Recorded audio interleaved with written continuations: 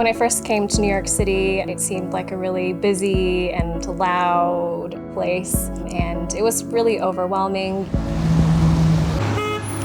Train to Brooklyn Bridge City Hall approaching.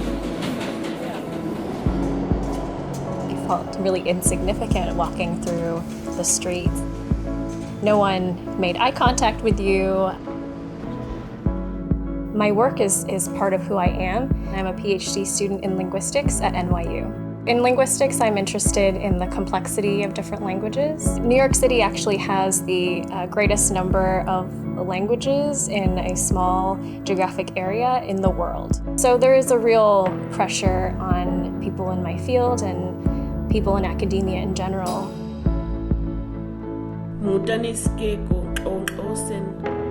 Moving to New York City, I didn't have any friends here.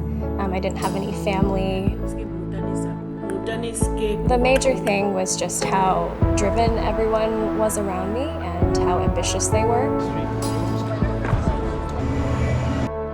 Everyone is busy, and it's sometimes really hard to connect with other people and to enter into their life.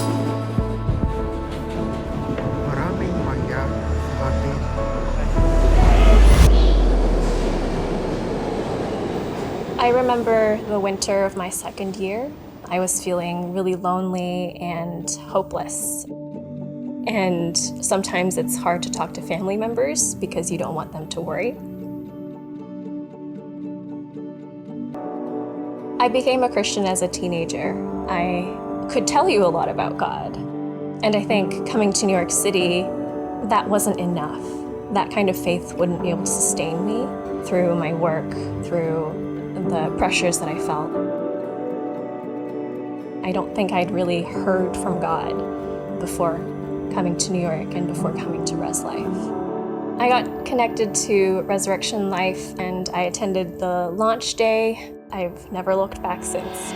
Right from the beginning, I felt like Jen and Brandon at Res Life were genuinely interested in me as a person. They were interested in developing my leadership. They were interested in developing my own spiritual life. It was obvious early on that Yining was a leader. We saw more wisdom in her than she probably saw in herself. And so even being able to call that out in her and just to call her up and then unleash her, it's been a beautiful thing to watch. And I think just to see her even grow in confidence in her ability to hear from God and to go, I think He's given me a gift of wisdom that I can share and pour into others. We took our Tuesday night group of women through a discipleship pathway, and she co-led that with me, and it was great just being able to do that together, but also just seeing her take that and take ownership of it, and now she is leading the whole discipleship pathway of our church. You can't be formed as a Christian on your own. We're not adopted into God's family as orphans, but as brothers and sisters.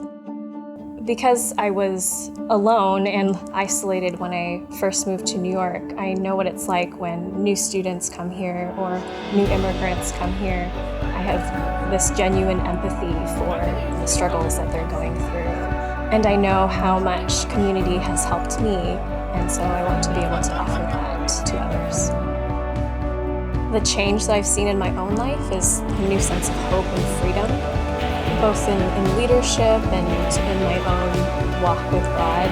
There's a closeness and a love that I have for God that I didn't have before.